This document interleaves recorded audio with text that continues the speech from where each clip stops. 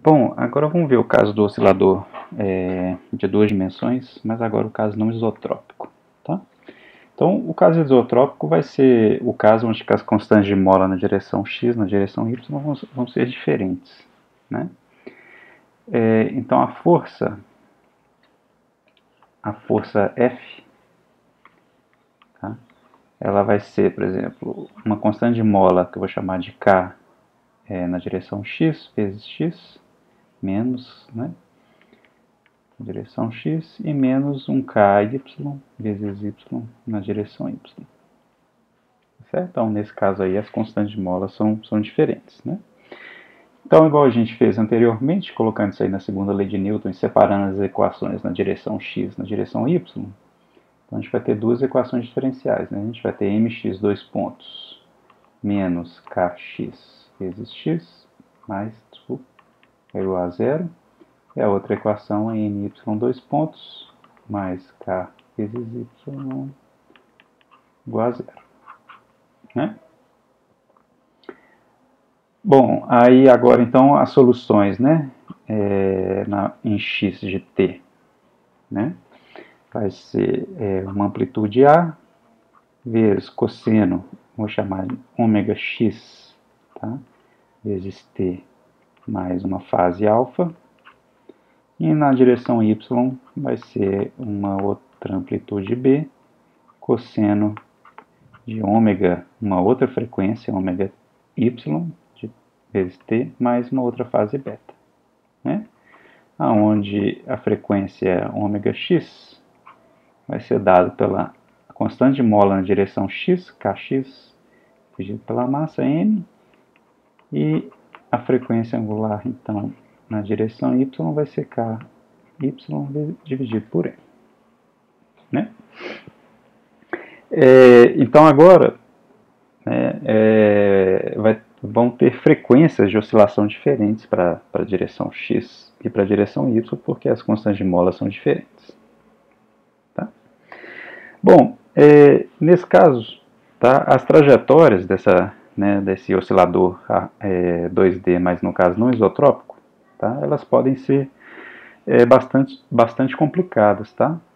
E podem ser que elas não vão gerar curvas que são fechadas, tá? No plano x, trajetórias fechadas. Isso quer dizer que a partícula, por exemplo, vou desenhar aqui aquele caso que a gente fez, que para o caso isotrópico deu uma elipse. Né?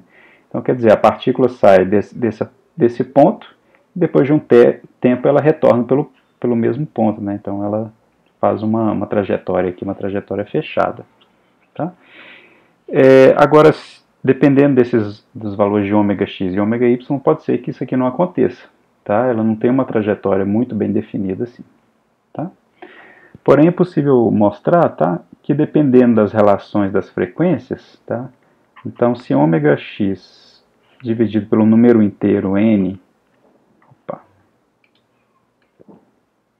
número inteiro n,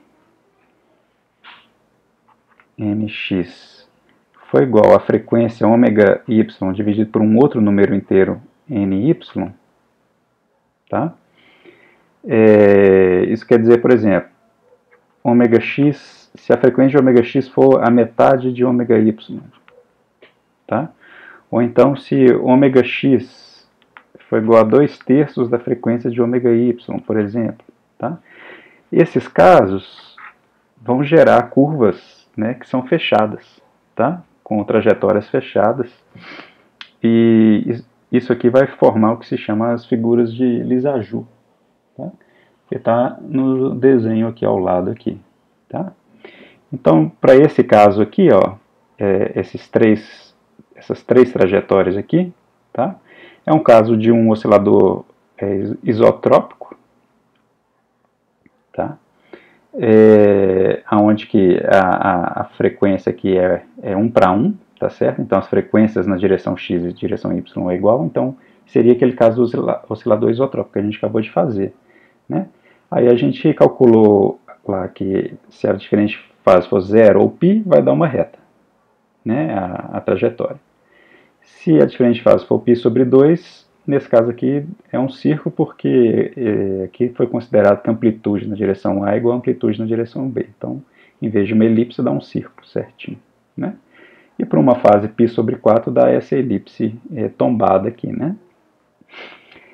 Agora veja que se eu mudar então a relação de frequência, então nesse caso aqui a frequência é 1 para 2, quer dizer, a frequência ω(x) é metade da frequência de ω(y).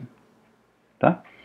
Para uma diferença de fase de π sobre 2, a curva fechada vira essa curva aqui, que parece um 8. Né? Tá? Agora, se eu manter a mesma diferença de fase e mudar a frequência, em vez de ser a metade, ser 2/3, tá? Ele vai gerar essa curva fechada aqui. Tá? Então, o oscilador vai fazer essa curva, fazendo esse movimento aqui, que vai ficar indo e voltando. Se eu mudar a relação de frequência agora para 3/4, vai fazer essa figura que é mais complicada ainda. Tá? Mas é importante anotar aqui que a trajetória vai estar sempre limitada, né, a esse quadrado aqui, né, que é dado pela amplitude A. Poderia ser um retângulo, né, se as amplitudes forem diferentes, a amplitude A e a amplitude B aqui na direção Y. Tá? Então o movimento fica sempre restrito a esse retângulo aqui. Tá? Bem, eu vou deixar um link no Moodle também de um vídeo de um experimento, tá, que mostra realmente essa relação entre as frequências, né, ou entre os períodos. No caso lá é um pêndulo. Tá? Então, dependendo das relações entre os períodos na direção x e na direção y, vai formar essas curvas de Lissajous e dá para ver no experimento isso aqui se formando. Tudo bem?